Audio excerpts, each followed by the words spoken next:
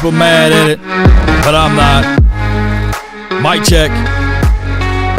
Mic check. 1, 2, 3. Doom and gloom time for your mind, baby.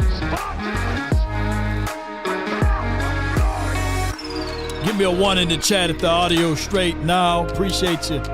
Appreciate all of you all for tuning in to the nation.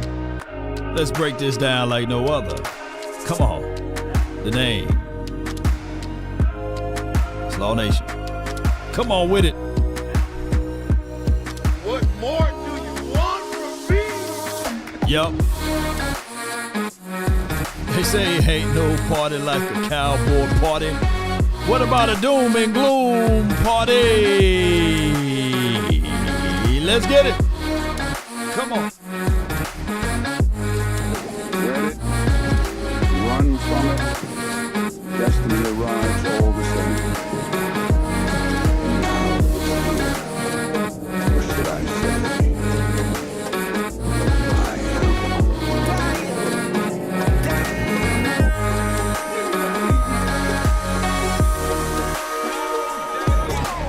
Come on with it, baby.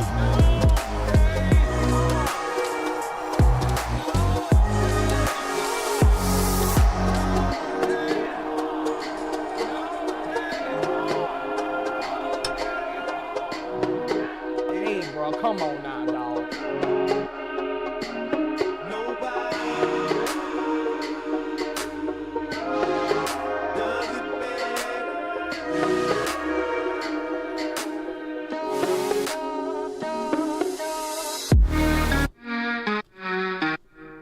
Come on with it, baby.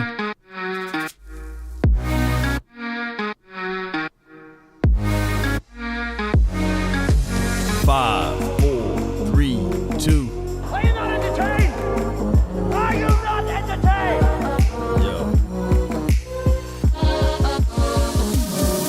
Yep.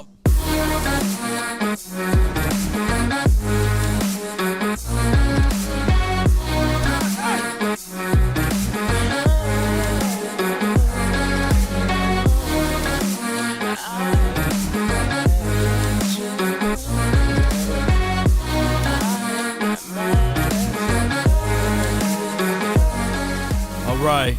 Appreciate everybody for tuning in. The name is Law Nation. I'm hearing a lot of folks looking at the schedule, and a lot of people are angry and upset. A lot of fear talk going on. A lot of people are scared and worried. I look at the schedule from the aspect, hey, I've been considered a delusional guy, a fool. Man, you must be smoking. You must be drunk all the time around this time of the season. But those who say those things, they get disappear, and then when the postseason hit, then they jump back over, right?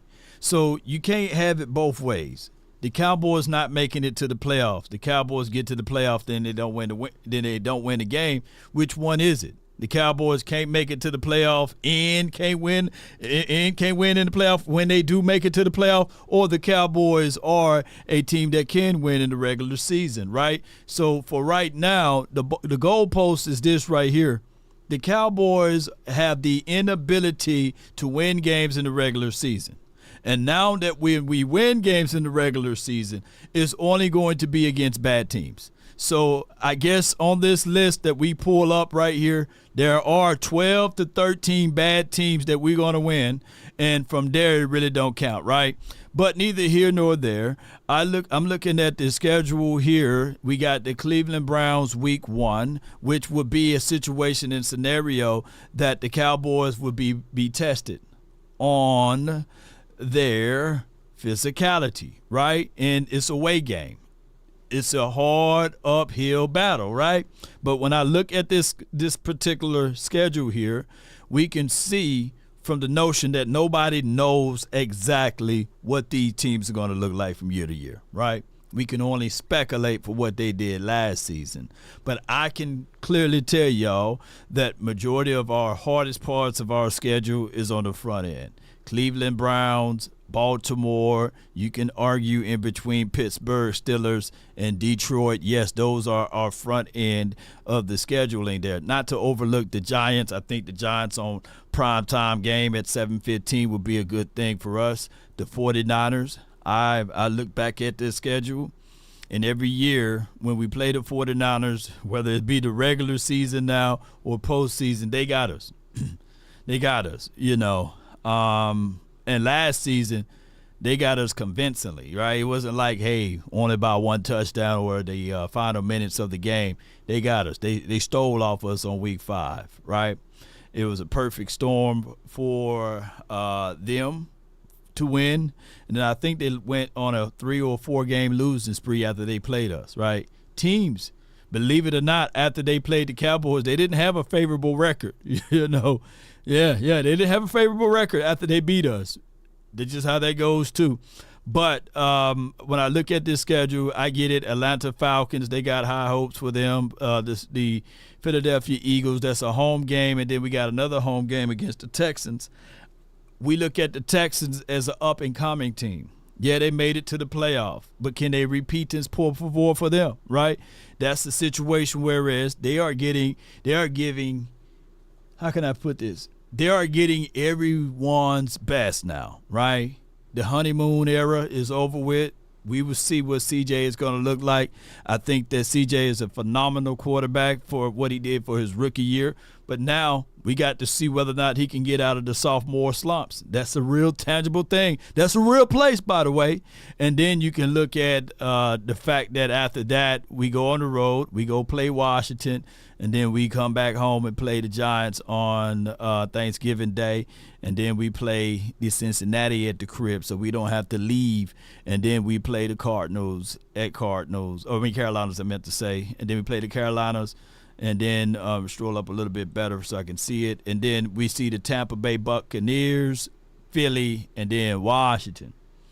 On the final stretch, the only team that we would have to play in cold weather would be the Philadelphia Eagles. And we would know whether or not they are all put together or not, right? Remember, man, the Eagles last year? They was like, hey, man, we 4-0, man. Hey, we unstoppable, man. We 5-0. Hey, man, we unstoppable, man. We popping champagne bottles and drinking all type of good stuff. And then it was like, hey, man, we 9-1, man. We 9-1. And then what happened down that stretch? They nosedive real quickly. So it's always a fold, man, when you're talking about the NFL.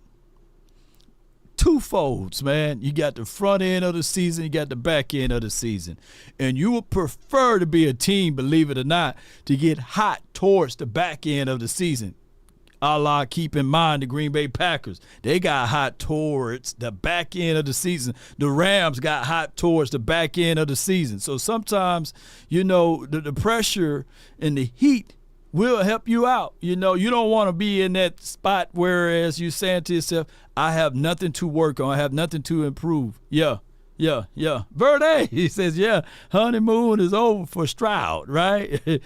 Chase says 12-5 at worst, 10-7. People got us missing the playoffs. Yeah, it's crazy, man.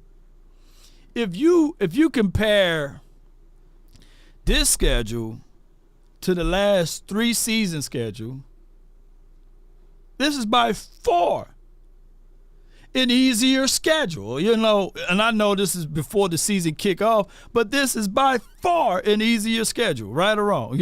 Let me know in the chat where you think is harder at, right? And if we were to do our micro analysis of everything, you would see. But neither here nor there. I appreciate everybody, man, for tuning in. Let's go to this part right here. Appreciate y'all, man. Let's see if I can pull this up right quick, and we'll get this one going for the books. Let's listen to these guys. Thank you, Rich. Cowboys, the other part of that Tom Brady first broadcast. All right, I got the Cowboys taking an L at first, coming out the gate to the Cleveland Browns. Then they win here. Talk about that man Lamar Jackson right there. I'm going to give them an L right there.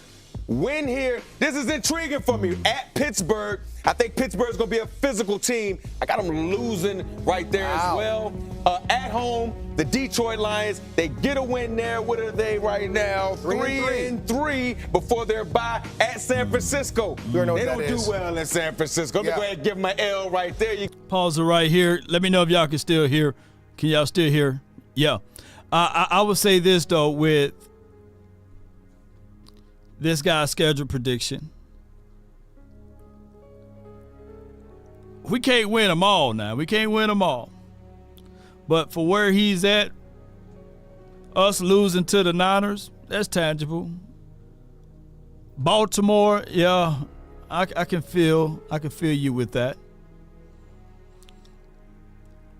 Whether it's Baltimore or Cleveland, I want us to split one of those games, right? Ultimately, I want us to win them all, but you ain't gonna win them all, right? And here's how the FICA media would do. When we on a winning spree, then they start talking about all of the 70s Cowboys. They start talking about the 90s Cowboys. Leave us alone. Don't be giving us flowers. Don't be praising us when we win like that to set us up, to rip us apart. Leave us alone. Let us be doom and gloom era.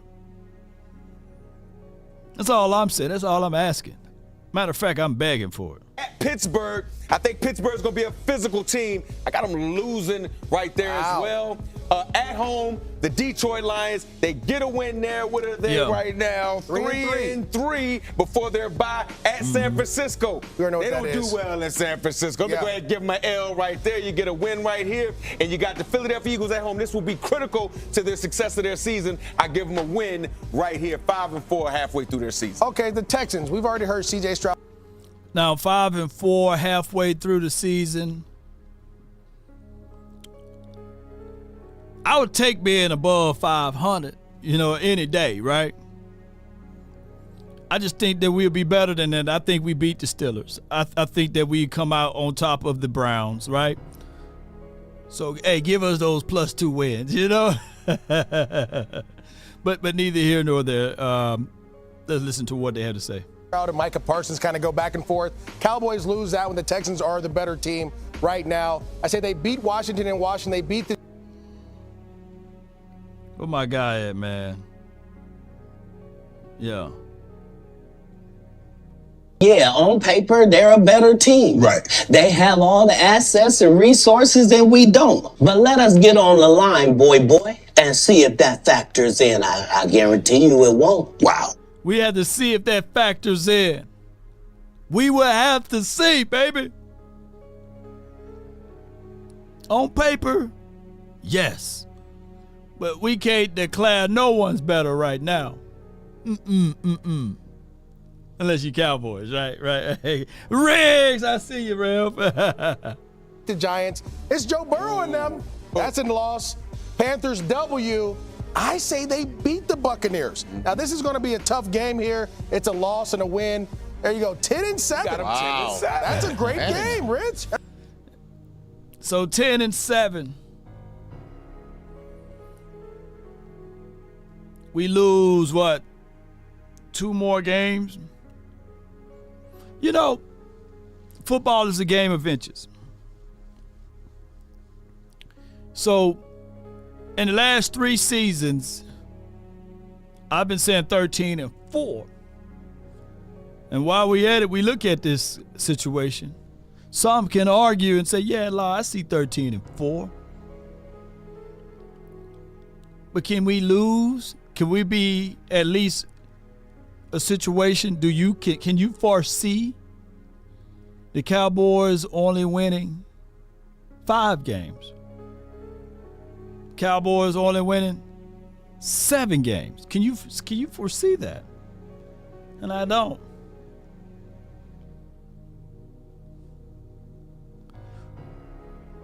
Regular season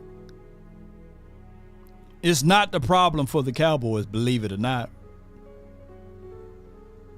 Regular season We shouldn't even sit back and question ourselves with regular season.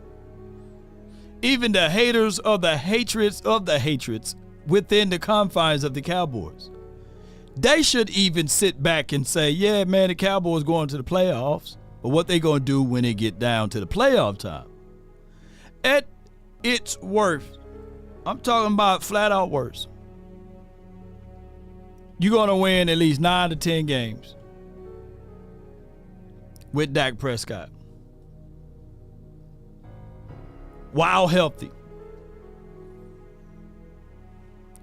Let me repeat. While healthy, you win in at least 9 to 10 games. Law, what do you mean? Well, if you go back to 2017, not saying that he was the reason why, but that was at one of our worst parts of that particular season. And we were still able to muster out 9 games. And then if you go back to 2019, you was 8-8 that season. Those are considered terrible years. Complete terrible years. Law, do you have any truth to that? Yeah. Let me pull up Dak Prescott, since y'all want to use him as the punching bag of the situation.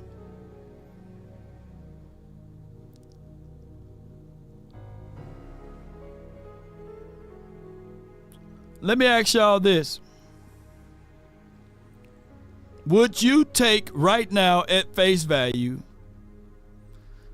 3,324 yards, 22 touchdowns, and 13 interceptions?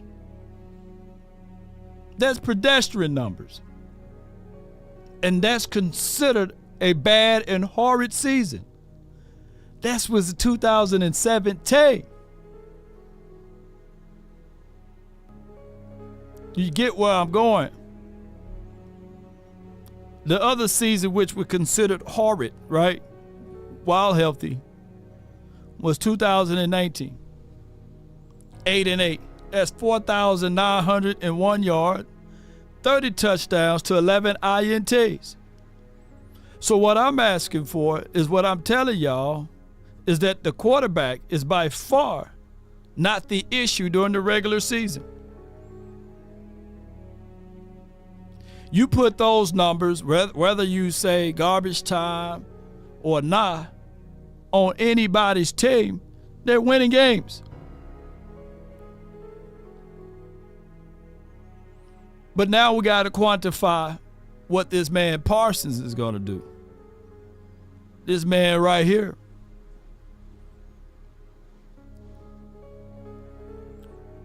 If he is who he say he is, have y'all ever noticed, since Parsons been here on this particular team, we won 12 or more games. 12 or more games. So I don't foresee, if healthy, all of a sudden we fall flat on our faces and only win 7 games, only win 8 games, only win 9 games, only win 10 games. No. When you really look at the bigger picture. Now it's the time for other players to step up and add to. Could it be the CD Lambs of the world? Yeah. Could it be the front 5? Can we keep the things going as it relates to run game? Yes.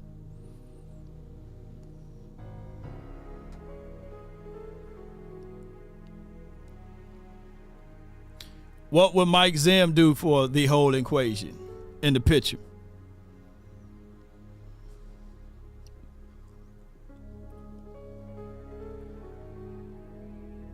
What will our run defense look like? What will our run defense look like? Come on, Cowboy Nation. I know y'all hear me. Do y'all foresee the same issues being trickled down from one end to the next? No.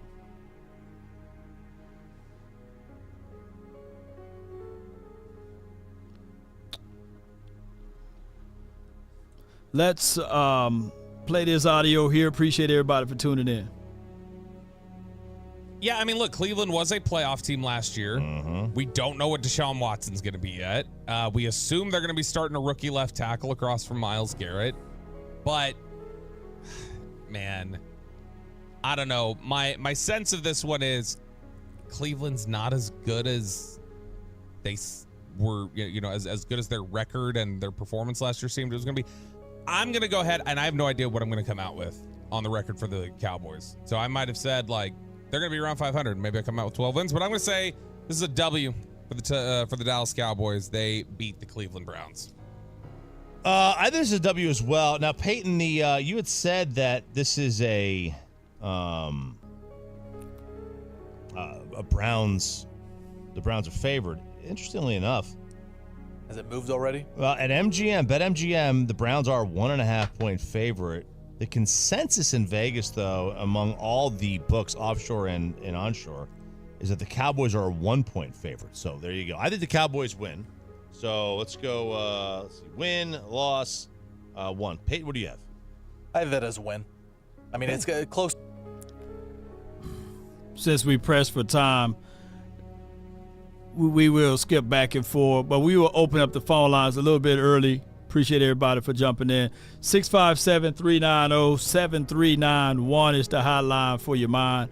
Call in. Let me know of your record prediction and what you think of the season is going to look like. And we will be tuning in to them bouncing back and forward. Let's go, Cowboy Nation. Appreciate everybody, man, for tuning in. Yes, indeed. Bear with me while I set up everything. Let's let these boys get going. Baby. You are the only participant in the conference. All participants are muted. But I have the Cowboys winning this one. If it was in December, I think it'd be a different story. With the weather, you guys talked about it yesterday, but it's going to be 75 and sunny there. Maybe a little rainy. I don't know, but Cowboys win. Yeah, you don't want to play Burning Kosar in December. No, you don't. You really don't. Next week, they're playing the Saints at home. It's the home opener. It's a noon start. Cowboys right now open up at 6.5-point favorites. How much do the Saints feel to you just like one of the most definition of 500 teams in the NFL today? These are about they're coupled in with about 8 to 10 teams that feel that way. Everything about that football team just feels average. Across the board. Mm-hmm. I'm going to say home opener, W. They start 2-0, your Dallas Cowboys. We're off to a great start, Chuck. Great start. Peyton? W as well. I'm bummed it's a noon game, but it's a win. Why? You don't want to be done with the day early? Come on. I mean, but noon games, it's a home opener. I expect that to be 3:25. Yeah, noon home opener is very, very strange. I can't. We got the commish. You're live on the nation, man. Brought to you by Prize Picks. You're the biggest. Talk to me. What's up, Law? How are you today? Man, I'm well. I can't complain, brother. Thank you. Thank you for taking my call. I'm going to say 10-7. 10-7. Okay. 10-7. And I do think that'll be enough to get us to the playoffs. I don't know about the division, but I'll say playoffs for sure. Let me ask you this. Do you already have the teams we lost to, or is just way too early? Way too early. I'm gonna try to dive into it a little bit here in a little bit and just try to figure out what the teams there are defense. I think that's where we're going to make up some ground, honestly. Right. Because of the structure that Zimmer's going to bring in. Every pick that we made this year is geared towards the run, whether that is stopping the run or making our run game better. So every single pick was geared towards helping that aspect, which is what we struggled with immensely last year. So if we just get moderate success on those fronts, we're going to be a better overall rounded team. Let me ask you this. What do you like about the schedule, and what do you don't like about the schedule? Well, being that it's really too early to tell, I know that we got the hard schedule because of where we finished last year, but I think it's been proven that most of these scenarios, there's always change from year to year.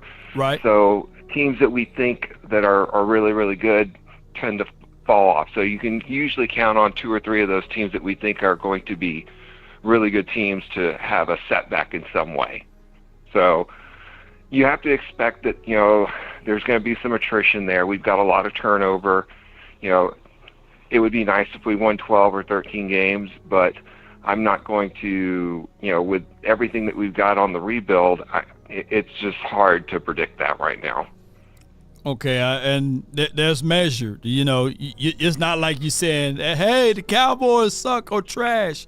You at least came up with some valid points there. I really appreciate that. That's refreshing. Yeah. It's refreshing. I will accept your 10-7 based off of your opinions there, and that's from where I can tell from where you're saying is that subject to change, right? Because subject to change. It's not set in stone, right? It's still too early for anybody to have anything set in stone because we still got to go through training camp and we still got to go through the finalities of teams, and then on top of that, there will be some trades that will happen right before the season kickoff, like any other thing. It's always happening. And that's what I was about to talk to you about as far as the trades go. Mm-hmm. With them talking about Trey Lance getting essentially most of the playing time, I honestly think that is geared towards them trying to move him and get some value back out of that pick, because it doesn't make sense for them to keep him. I don't know what their thought process initially was, but it's clear that they do want to extend Dak Prescott, and if you're going to do that, you don't need to have him on the books. Try to get some value for him.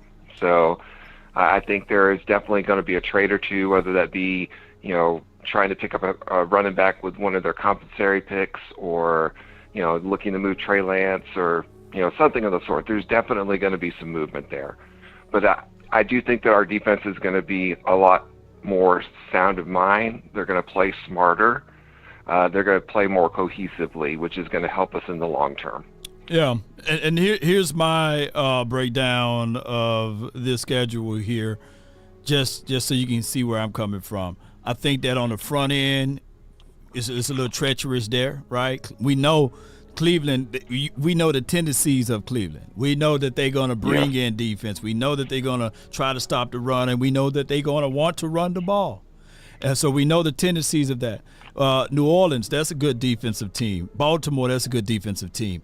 And the Pittsburgh Steelers, it's a gritty, grimy team. So on the front end, we got most of the defensive-minded teams, which will be great for this offense to get them rolling. I think that the defense is going to take a few games for them boys to get together. And I think the offense will be just a little bit ahead of of our defense. So it may be a little struggle fest on the front end of the schedule, but I like it because on the back end, I think that we should be hitting on all cylinders by that time frame after the bye. I would agree with you there. Our offensive line can only be better, frankly. I mean, we're going to be so much stouter up the middle, and even if they're helping on the left side with Guyton, I mean, there's just ways to work around that, whether that's rollout passes to the right or, throw an extra tight end, the chip block. There's going to be things that they can do to help protect the left side if he needs help. Exactly. You got anything else before I let you go? No, thank you for taking my call. Always love the show. Appreciate the support, and always love it. Hey, don't be shy. Let people know where they can find and follow you, man. Yes, so you can catch me on my YouTube channel, which is Commish Gaming and Sports Talk. The and is an and sign. And, we're starting to really gain some traction, so I appreciate everyone coming in. I've had several people that have come from your channel over to check it out, so thank you all so much. We really appreciate it. Yes, indeed, man. You have a good one. Appreciate you. Yes, sir. We'll catch you again. Yes, indeed. Good call from him. First caller, by the way. And I do like his approach. I do like the mindset. 10-7. That still gets you right in the playoffs. Here are the other things that I would say. I just don't like the fact when people say, "Oh, man, the Cowboys going to win 6 games." Well, explain how. They just go win 6. Nah. Explain how. Break that down. Like, you got to throw in, if the Cowboys at face value win only 6 games with everybody healthy, that's a problem. That's a problem. Well, I'll be lobbying for, hey, man, this is going to be a good situation for the draft at that point. If everybody's healthy on offense and defense, there's no way this team win only 6 games. There's no way. Hell, they won 6 games. They were close to winning 6 games in 2020 when you had a plethora of injuries, right? Yeah, 10-7 is not necessarily a guarantee to get in, Law. I think in this division it will be. Because I don't foresee, if we win in only 10 games, I don't foresee the the Philadelphia Eagles winning more than that. The Giants, the Washington team. That means this division going to be everybody at a battleship movement. That's 10 games. I think 10 games in the NFC East will get you in. I don't foresee the Washington team turning it around that quickly. They allowed 30 points a game last year. Granted, there was a different level of defenses and things like that. But I don't see Dan Quinn turning it around so quickly.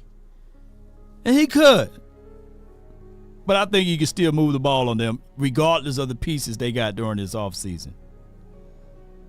I don't foresee Vic Fangio turning the Eagles all the way around as well. They on top of that list of points, allowing points and things like that. I don't foresee that.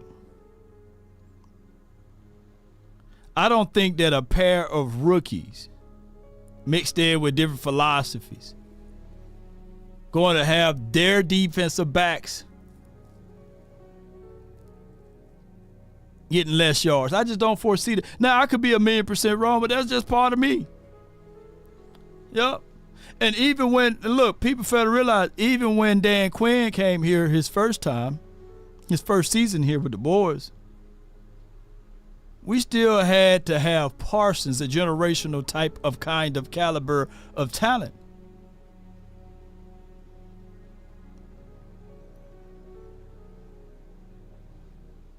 Right?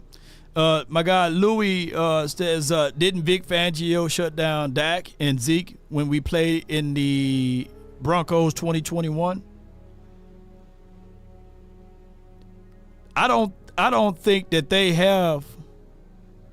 I don't think the Eagles have the personnel that particular team had.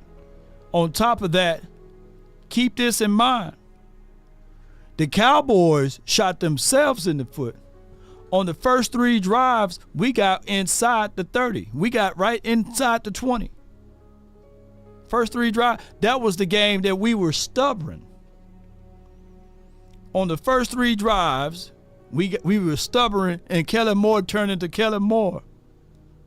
Oh, let's get cute when we get inside our own 30. Go back and watch that game, and you will see on the first 3 drives, the Cowboys were effectively moving the ball on the Denver Broncos, and they were avoidant to do just one other thing too, although we got our swooped in that game. But they were reluctant to run the ball. When they dropped 6, to a point and to a degree, Dak Prescott been carving Fangio's defense. It's just that game sneaks out and everybody's looking at it like blueprint.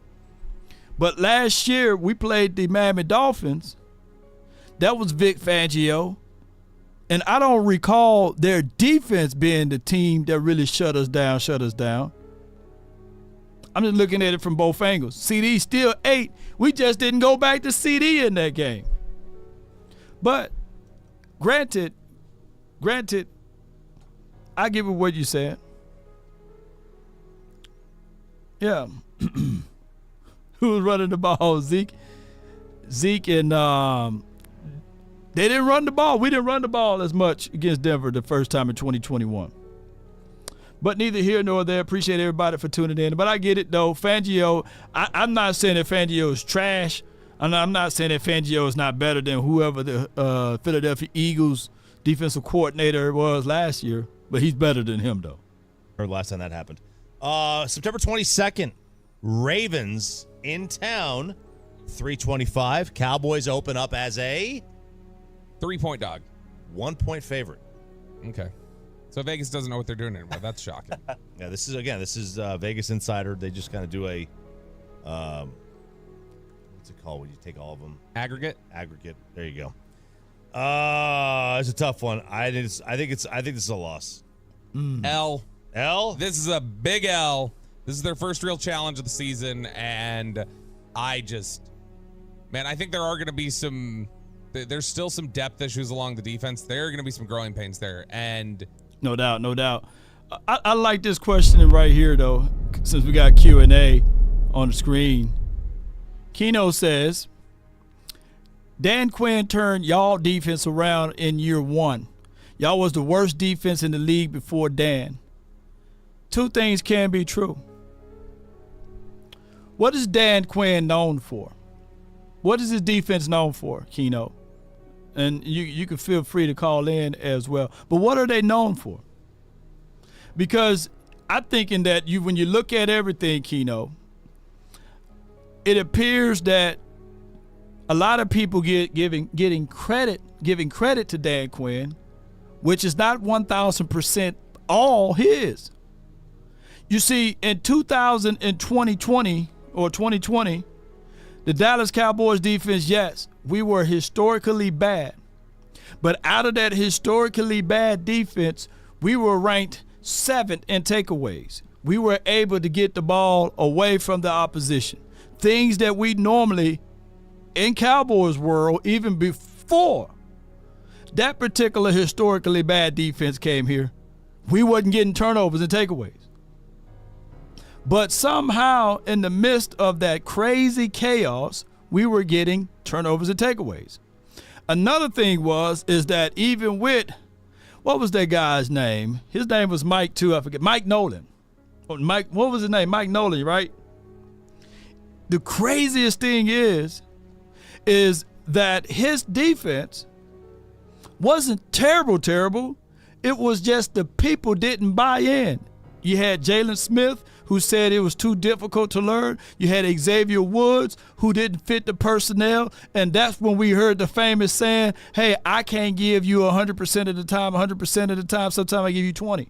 So we had a lot of resistance even with that particular defense. Now, they went and got an Alden Smith, who had a scoop and score. They went and got Everson Griffin and all of these boys, Dontario Poe. They went and tried to go get some pieces.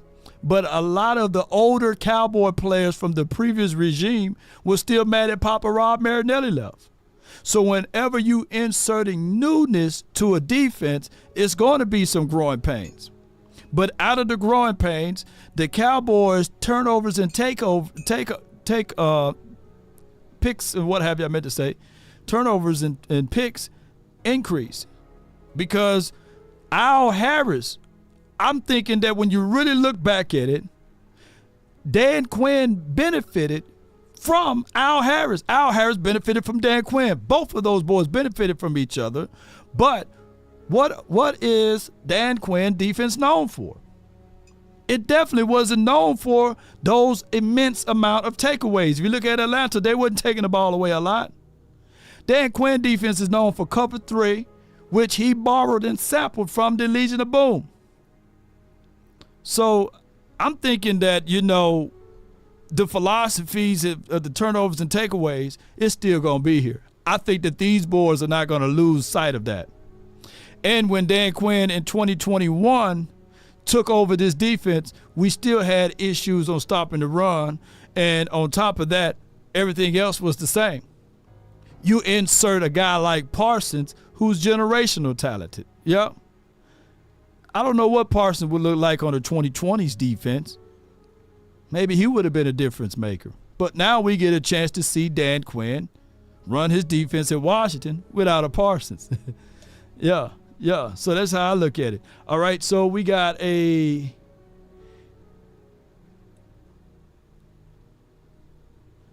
Deal right here. Give me 1 second. Well, Lamar Jackson is not my favorite quarterback. He's not even a quarterback at all. The way that they can just threaten with speed and some of their open field plays, that's going to be tough. So I think Baltimore wins that game and very well may rush for 500 yards. Yeah, I think a close loss here. They're at home, but I give it a close loss. Mobile quarterback. Cowboys defense usually struggles with that. You called him a bolt? Mobile. I thought he said You said mobile there. You said mobile. Mabolt. Like you're calling him like you're referring to your quarterback as your bull or Fast something. quarterback. Thursday, the first Thursday game of the week for the year for the Cowboys is not Thanksgiving. It is Week 4 at the Giants. They open up as a 4.5-point favorite. 4.5 point favorite. I hate this. I think this. it's No. boring. I hate this. This just dawned on me, Chop. Thursday, 8:15 Eastern in New York means that charter's going to be landing about 4 in the morning. Oh yeah, just go right here. Dive into the start of summer at Whole Foods Market. Check out their summer splash event with sales on fresh on a Mexican bike out. Peyton, same as well. And a commercial. Automatic win. Shout out to Whole Foods, man. From my guy from the 402, you live, man. Fargo, man, what's going on with you, man? This is Fargo, man. What's going on? Hey, it's been a while since Chinese New Year or whatever and the Packers game, but I'm looking at it. Mm-hmm. Talk about the schedule. Okay. Because I think looking at it like, all right, Cleveland, we can win that game. We'll go in with the Saints. There'll be the whole Sean Payton. I'm looking at it from like the storyline. Whether or not we're going pound for pound, a lot of people have been talking about like we don't know, is Mozzie gonna be up on weight? Is Zim's defense gonna look the way it needs to? Is Connor Beebe gonna be dirting people? What's the O-line? We're gonna have three stallions in the back. Like we can get into all that. But just from I'm not doing anything. I'm calling you. I'm sitting on the porch. It's a beautiful day. And I'm looking at it like, all right, what's the storyline? How are they going to try to script this? You know what I'm saying? Okay. Can I go through this just a little bit? Go ahead. So I'm thinking the Cleveland Browns game, we can win that. And then the second game, we got the Saints. You got the whole Sean Payton storyline. And then I think you got Derek Carr down there. But what I'm interested in is now that Tom Brady is going to be in the booth. Yeah, Sean Payton ain't in New Orleans though. I'm just letting you know. That's right. He went out to Denver. Yeah, You're Denver. right. Yeah. But you good? but so you're right. But so the big one is going to be when we get to Baltimore at home.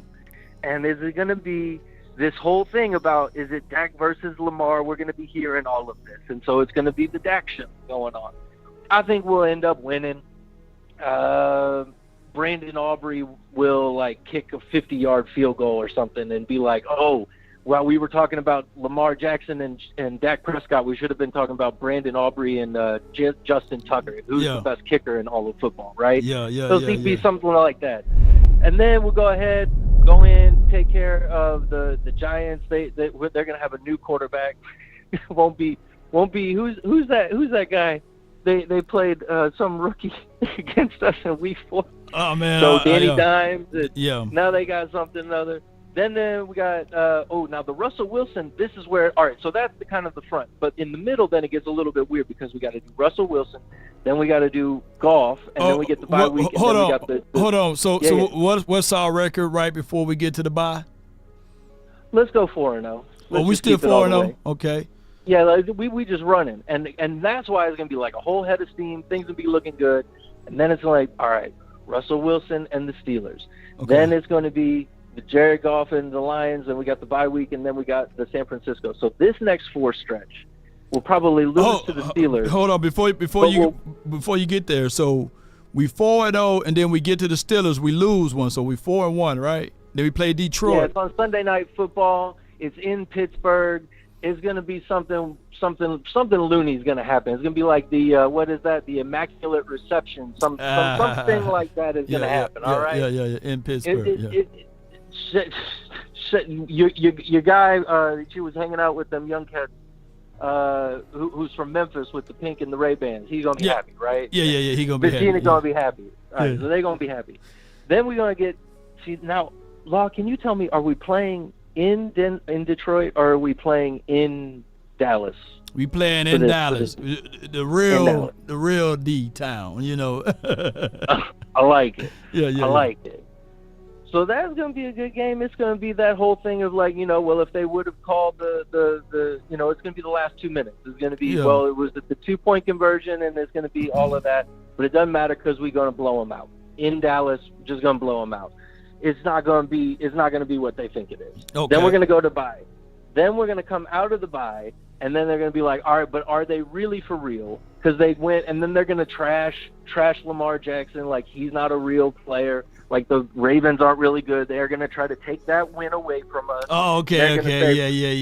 Because they're going to be like, oh, that was 3 weeks ago. And y'all didn't beat anybody. Yeah.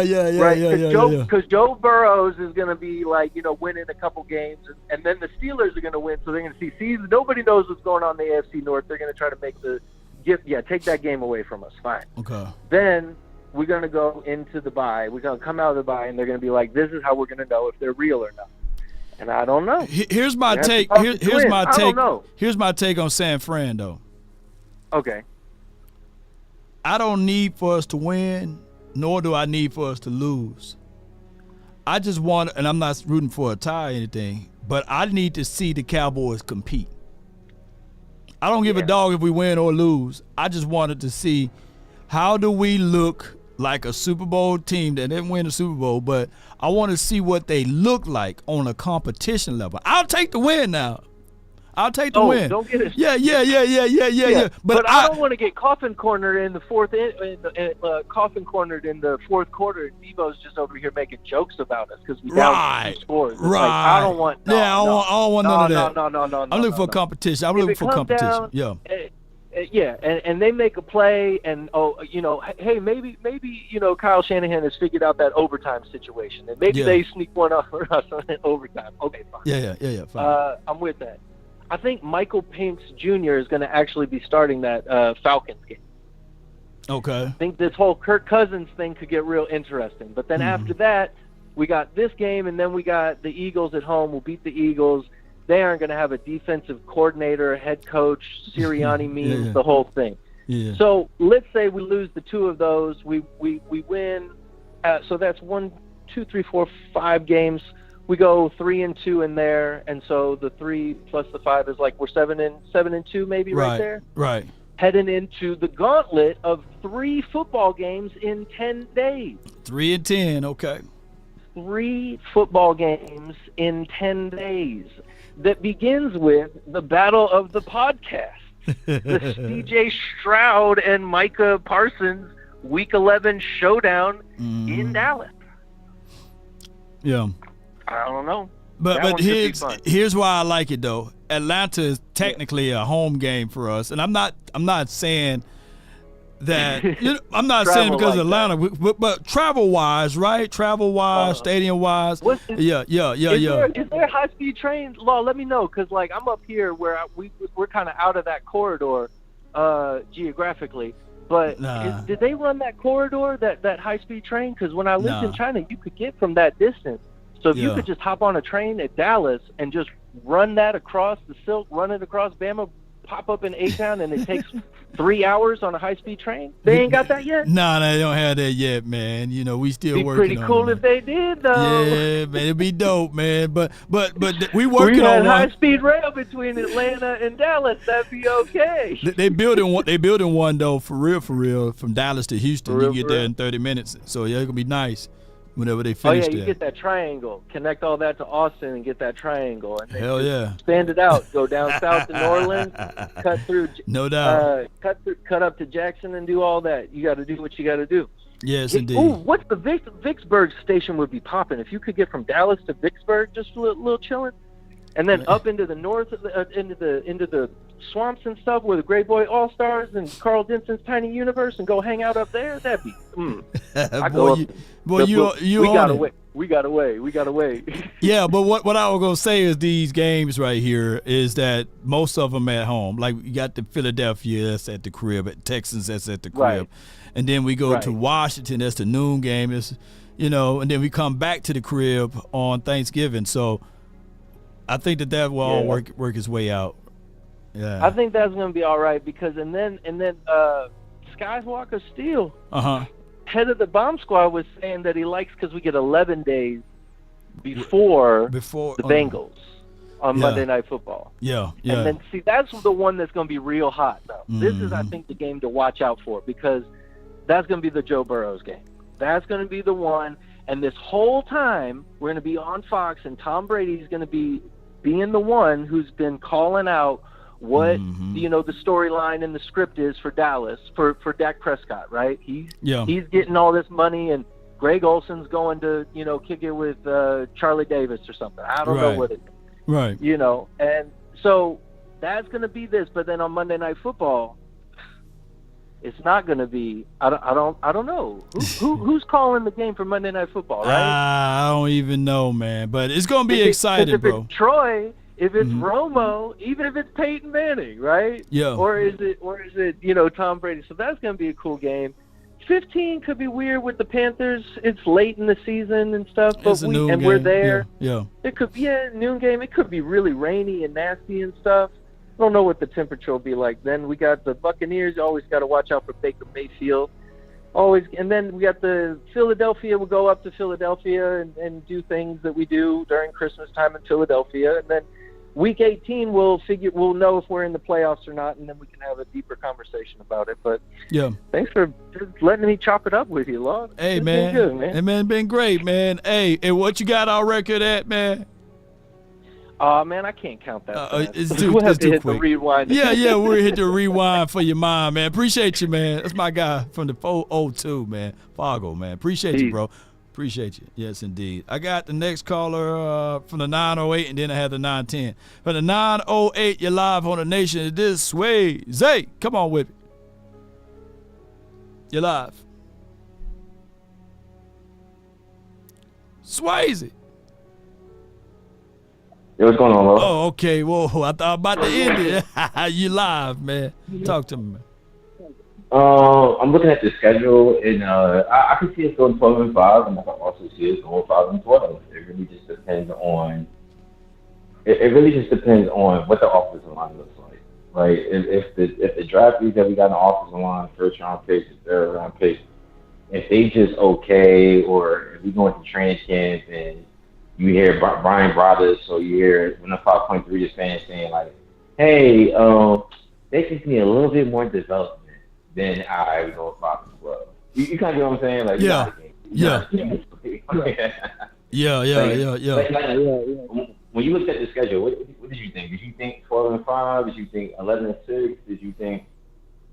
Well, what was your process? My way too early prediction is still 13-4, right? So I still get us winning 13 games. Now I get called out. Yeah, and I get called out every time I do this every year. But I'm gonna reserve my final prediction once I see training camp. Once I get out there to actually see what this team look like from the running back room, I'm gonna be looking at that. The offensive line room, I'll be looking at that, and defensive tackle. So I still got us in that place, 13-4, between that and 12-5. At minimum, I can see us only winning 11 games at minimum. Believe it or not, I'm crazy that way, Swayze. I get what you said, you know what I'm saying? Like, and that's what fandom is all about, right? Like, right. You hope the best for your team, and you got no choice but to say 13-4, 12. Even I thought it was crazy just saying 12-5, because 12-5 is like, we ain't make no upgrades. Like, we made upgrades in the offensive line, but the upgrades in the offensive line was like, they rookies, like they little babies, they kids, like they going against grown men now this year. Like, you know what I'm saying? Like, so it's like, I just don't even see the upgrades. And then you got Dak Prescott going through the contract situation. He's gonna probably try to do too much. You got Zeke. We don't got 2016 Zeke. We got 2024 Zeke. I mean, I hope for the best. You know what I'm saying? Like, I'm a Cowboys fan at the end of the day. So like if I'm down the street, or if I'm calling into like an Eagles type channel, I'm gonna say 12-5, 13-4 all day. But realistically, I mean, like we ain't get Saquon. The Eagles got Saquon. Right. We ain't get Dan Quinn as the head coach. The rest is got Dan Quinn as the head coach. We ain't get like I don't know, man. Like, it's just it's It's crazy, man. I'm gonna enjoy this year. Yeah, just enjoy it, man. Sit back and enjoy it, man. I appreciate you, man. We were breaking up a little bit, so I'm gonna let you go, but I appreciate you, Swayze. I appreciate it. Yes, indeed, man. All right. So a good call from him. I just wanted to tell y'all, man, teams that's going to pretty much is either here or there on this list. I got Cleveland, Baltimore, 49ers, and I would throw in as a, measure because I think that they're going to always play us tough, are the Texans. Those are my 4 teams that I'm looking at that could sway either way, right? Cleveland, Baltimore, Niners, and then the Texans. Here's my thoughts on this. I think that we got Detroit's number. I get it. I understand. I just feel personally we got Detroit's number. Whenever I see golf, I know for sure we're going to pick them off, man. I just know golf going to give us one, right? When I look at this particular schedule here, all 4 of those teams, it can sway either way. But what I ultimately need for confidence, I need the Browns to take that L week 1. I like what Baltimore do from a physicality aspect approach again, especially on offense and defense. But if we fool around and come off with a W there, that's going to really boost up this particular team from a mindset and perspective ways. The San Fran, the only reason why I say the San Fran, they've been having our numbers for not just months, but for years. And it's not about winning or losing those games. It's how we play. We don't need to be losing in a crazy type of way. But I look at the 49ers as the good measure stick, and it's slap dead right in the middle. And we coming off of a bye, fully fresh and refreshed. Hopefully we don't have no crazy injuries. It's going to be good for us, baby. It is. All right. So I got from the 9-10, you in, Queen, you're live.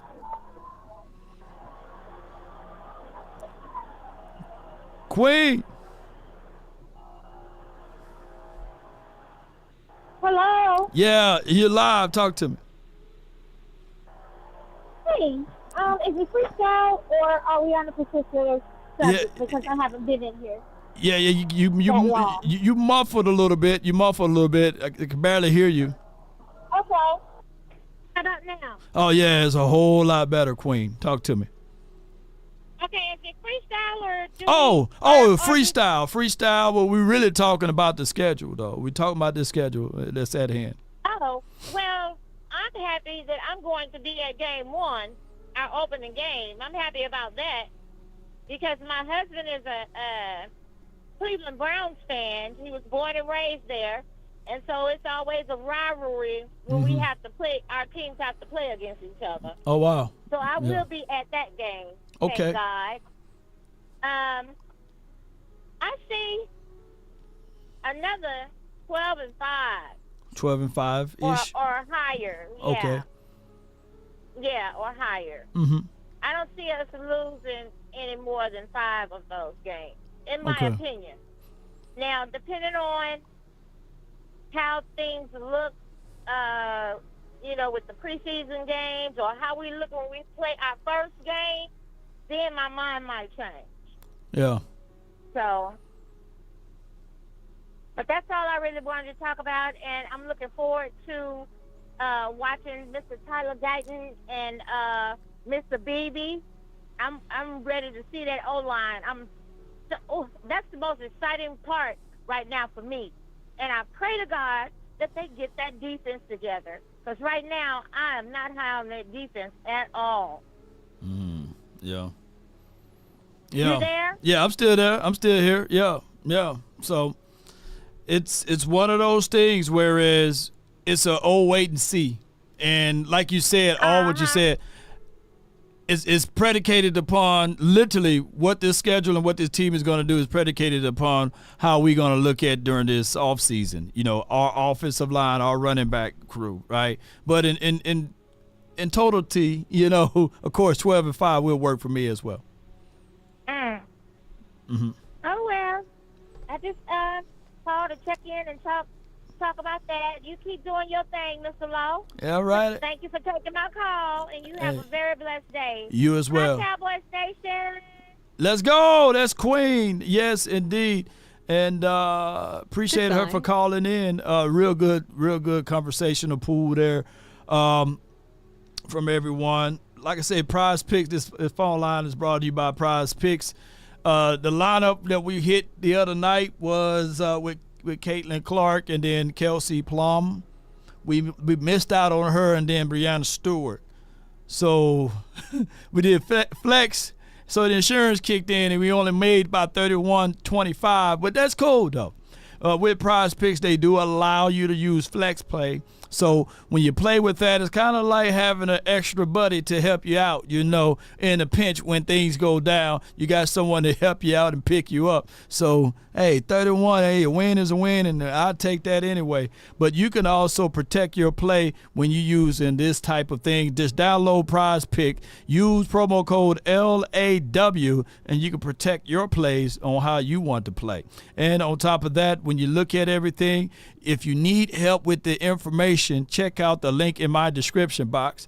You download Prize Picks from there, and then you use the promo code, and we'll make sure we take good care of you, and that's LAW. Let's go. Appreciate everybody, man, for tuning in. I need AI to pick my picks. Lost in translation?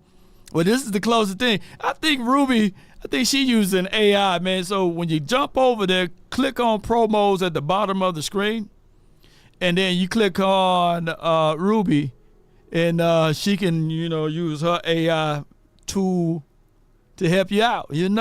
Appreciate everybody, man, for tuning in for this particular episode. Be sure to hit the like button, share this content, let a friend or a neighbor know where to go when it's time to tune in to Cowboys Sports Talk and Beyond.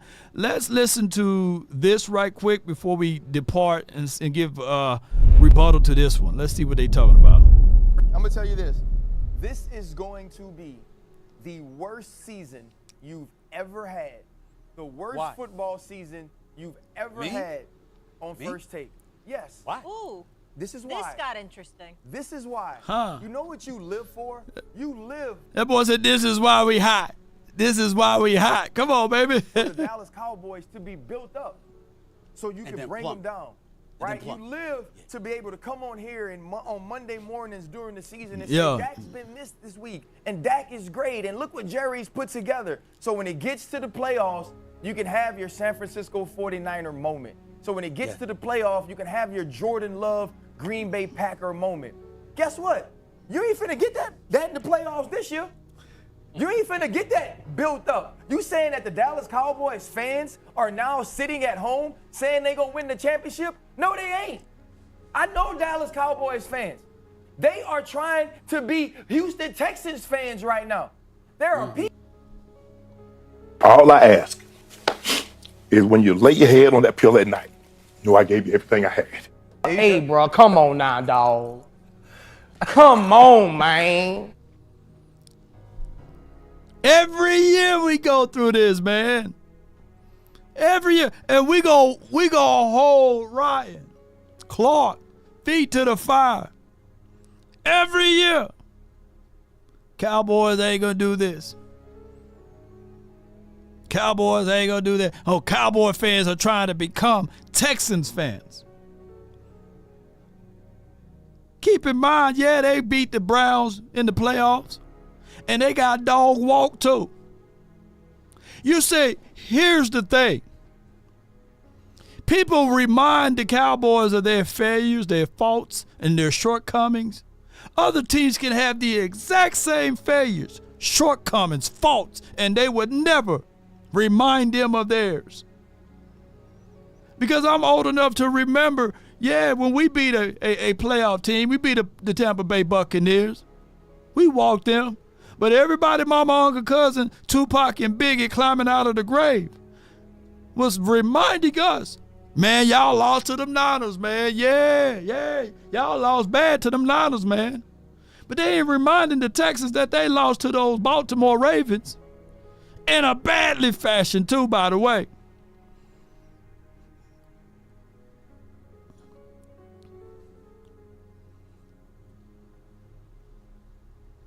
That's just what it is. Who did we lose on this team that's going to be that much of the reason why we don't do the same thing we were doing last year? So y'all mean to tell me Dorrance Armstrong was that great? No offense to Dante Fowler. Shout out to him and his dad. But y'all mean to tell me, oh, he was that great of a difference maker on this defense? Y'all mean to tell me that Tyler Biadasz was that much of a great factor for this team? Tyron Smith, when he was here, y'all was saying get rid of him. Now that he's gone, y'all saying we're going to be trashed without him. Since you've been gone. So that was that much of a major factor. God dog, man, I didn't know that Michael Gallup was that much of a major factor for this team. So that's what it is, huh? That's what it is. Jonathan Hankins, oh, that's what it is. Losing those boys, we don't have the ability to win games anymore. Pollard, oh my goodness. Based off of the information that we are receiving, losing Pollard is equivalency of losing Emmitt Smith. Oh yeah, we gonna miss Pollard. Oh my gosh, man. Pollard was the major difference maker. I don't think we win 12 games if it wasn't for Pollard. That's what it is. That's what it is, ladies and gentlemen. Is that what making y'all fall and fold up into a corner to listen to the 3-letter, the 4-letter network, and anybody else that say that? Since I'm a diehard Cowboy fan, we won't be able to win. Because I'm a fan for 34 years or 50 years, however it may be. Y'all listening to those people.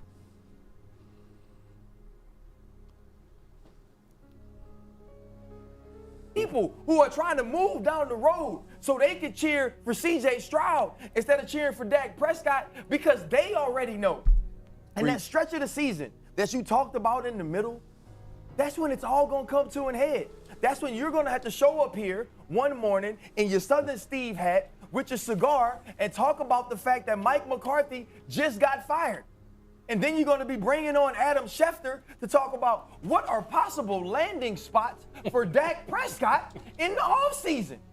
Because the team that was supposed to be all in turned out they was all out this offseason. They was all out to lunch. They was all out on vacation. They was all out working out at Equinox or whatever gym it is that they stay so fit and trim in because they wasn't getting ready to win no championship. You're going to be bored.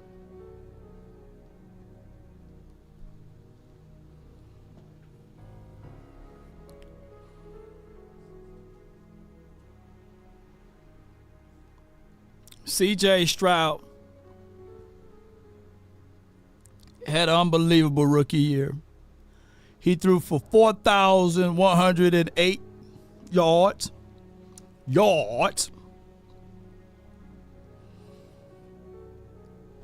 23 touchdowns to 5 INTs. Phenomenal. And that's what y'all want to lead this team for? Y'all act like y'all never seen this before? In less games, this quarterback that we have here, right here in the house, threw for 3,667 yards, 23 touchdowns, and 4 INTs. Now, let me ask y'all this. The Texans, they did do a lot. They went and got Diggs, Stephon, by the way. They went and got Mixon. They didn't take away. The Cowboys took away in 2017. And this quarterback was still able to stand tall. Texans by far got good defenses. But I'm going to tell y'all right now that teams are going to figure out CJ. And I like CJ. I'm not making it CJ versus Dak because CJ is good right now. He's on his honeymoon. But I'm telling y'all right now, if you're willing to go to the Texans because of CJ, then go. Don't come back. Pack your lunch and go buy your doggone jersey over there. But I'm going to tell y'all that whatever Ryan was trying to lament and say, hold him accountable. Because when we do win, the doom and gloom that he expecting it to be, we're not going to receive any of those things that he's trying to keep his job over there for ESPN of saying that wee-woo stuff. Go join them. All of those people who's saying that they like what the Philadelphia Eagles did, go join them. If they love what the Washington team is doing, go join them. How that song go? Oh, oh, oh, in a mo. It's the time, join the morning show. Oh, go time, join them, you know. Good riddance. But what I want over here are the boys that's going to be 10 toes down. This is what I'm looking for. Spartans, prepare for glory!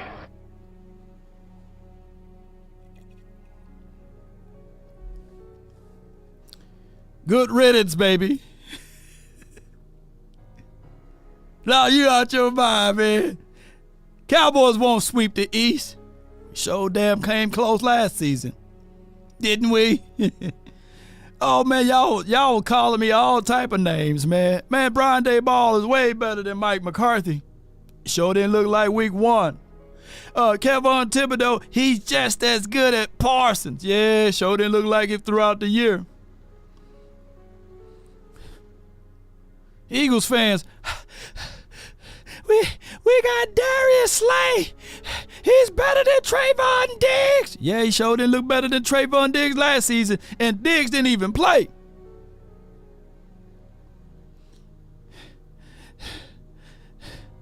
Watch out. Fly, Eagles, fly. We got the best team in the league. Jordan Davis, Fletcher Cox. We going all the way to the Super Bowl. Sure didn't look like last year. Have y'all noticed? Everybody in the NFC East be taking credit of other teams beating us, but they can't beat us. They would take credit. They would put on their full uniform of the 49ers, right? Washington fans, Giants fans, Eagles fans, they'll put on a full, they put your full armor on, they'll put on a full 49ers gear, right? And then say, hey, man, look what we did to y'all in the playoffs. But what did you do to us, you know? They put on a full armor of the Green Bay Packers. That green, look, they just snatched the letters off of theirs. You know, they snatched the Eagle stuff off and put the G patch on theirs, you know. Yeah. They be impressed by other teams beating us, but they can't beat us.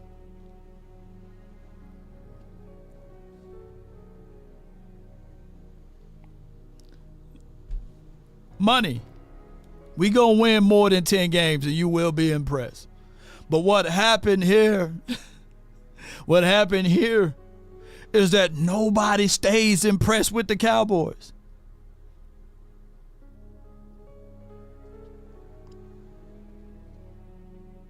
They don't stay impressed with us. What they do is they move the goalposts. They do.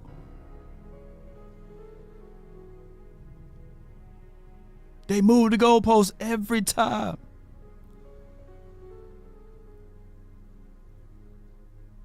You see, a lot of times people will give grace and mercy to a football player. Oh, that's a noble thing. He's playing with a bruised pinky. That throws off his delivery of the ball. Man, he missed that ball. It's so good tolerance of pain of him going through it. That's a good quarterback. Oh, this other quarterback, oh man, you got to give him grace and mercy. He have a poor calf, meaning that he can't step up through his throws. Even though that ball fluttered on him, at least he got it to the right location. But let it be the Cowboys quarterback. Oh, broken thumb. Thumb bent all the way back to the wrist. Ah, man, no excuses, man. He's supposed to be able to make that throw right there. He lead the league in INTs, man. He trash, man. Year before, hey, man, that calf muscle, hey, man, he's supposed to stand tall and play through that. But just last season, give this other quarterback grace and mercy because of his calf. Let's bench him, man. Look, put the other quarterback in, Browning, and maybe he can just, help alleviate the moments.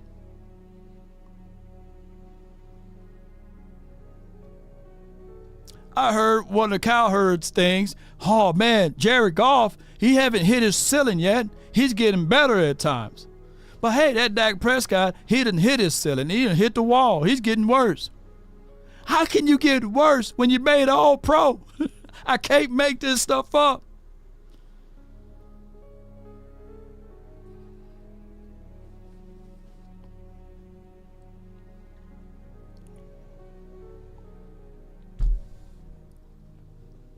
Hey, man, this team would look a little bit better if they put run game.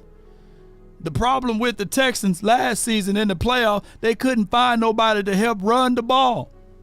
In that doggone Baltimore game, they were one-dimensional. That's why he threw a QBR 30, because he haven't had a run game. But if it was anybody else, man, that dude just trash, man. He don't need a run game. The craziest thing of it all, the same thing that Aaron Rodgers needs is the same thing that the Cowboys need. Run game, defense. But now that Aaron Rodgers got run game, defense, hey, he got wide receivers on the outside, the Jets better win the Super Bowl. Everybody else can need to have weapons to help improve them, but the Cowboys can't. That's the craziest thing I could say. Yeah, he didn't look all pro against the Green Bay. Yep. Hey, you know what? Eastside, he definitely didn't look all pro. But all of the all pros on the 9 all pros that we had for my Cowboys, who looked all pro? I want to know. Who looked all pros? Because that's the other argument. They have 9 all pros. Who looked all pros?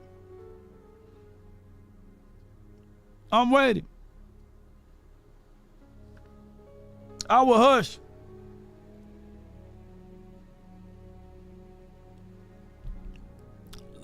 Louis says, I don't think Mixon is better than Singletary. Yeah. Stephen A. Smith had made a career off hating the Cowboys. He don't know football, only knows basketball. Yeah. I mean, hey, I can't hate the man on his bag delivery. You're getting a damn good bag delivery from that.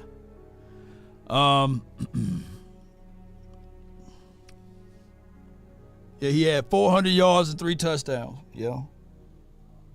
The kicker and the punter don't count. David, my dog. Damn. Yeah, and then even the kicker missed the kick. Damn. Didn't the kicker miss the kick in that game? I like, damn, come on, man. Oh my God, Ferg was the only cat that was doing his job against Green Bay. Yeah. But, man, I'm going to get on up out of here, man. I appreciate everybody for tuning in to the nation. Be sure to hit the like, share this content. Let that friend or that neighbor know where to go when it's time to tune in to these type of conversations, right? Post me your way too early season prediction, whether it's good or bad. Shout out to you, Black Lion. Shout out to you for the super chat. He says, Law, Troy is my guy, but if DP4 had his team, he would have had 3 rings too. Troy had top 5 defense and number 1 running game. Man, people don't see it that way though, bro. Because they've been tainted with the vision of that this quarterback is you know what. But I appreciate you for the super chat. Yeah. Danny says Eastside Harold is secretly a Cowboy fan. He is your top Cowboy fan badge. Yeah, I get a lot of people, man, with top Cowboy fan badges, man, on Facebook. And, it is what it is. 12-5 is the floor, Davies. Yeah, you're right. 1,000,000% of the way, baby. He is right. 12-5 is the foreseeable floor. And by that being the floor, it's up to the Cowboys to understand that too. It's up for the Cowboys to break down those portions of any insecurities that they may have. The only way that the Cowboys are able to do that, just that,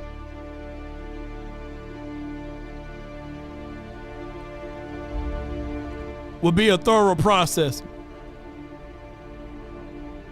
Thorough adjustments. Complete adjustments on offense and defense. You see, every year we hear storylines. Hey, the Giants are going to get better. Better watch out for those boys. The Washington team can get better, man. Oh, you got to watch out for those boys. They got the best wide receiver. They got the best running back tandem, right? Oh, man, you got the best boys up front. Let me know if I'm wrong. Oh, man, their front four is just crazy good. And we beat them. The Giants, oh, my goodness, Dexter Law, man. He's the real D-Law over there. Oh, man, you can't throw it on those boys. They had Bradbury one year. Oh, man, you can't throw it on them. Then they lose. The Eagles. They had the audacity to jump over here and spit their mouths on the Cowboys.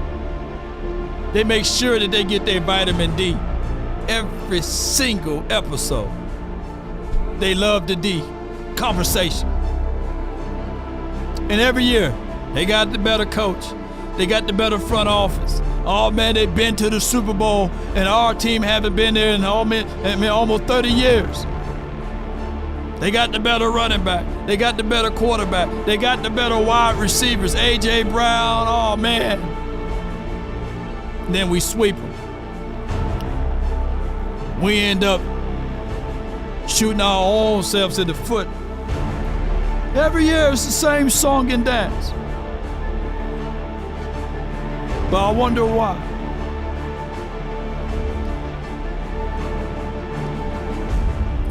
So the reality of it is, we getting better too. We stand toe to toe with those boys too, then, if that's the case.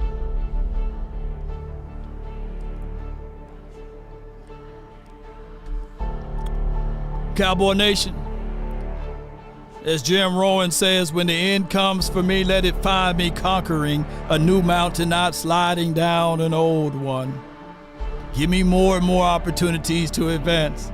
Give me more and more chances to excel. Prize fighter, even when he's down, he continue to swing, knowing that all it takes is one punch. Cowboy Nation, stand tall or not at all. That's been my time. I really thank you all for yours. And remember, you're listening to nothing but the best. Go Cowboys.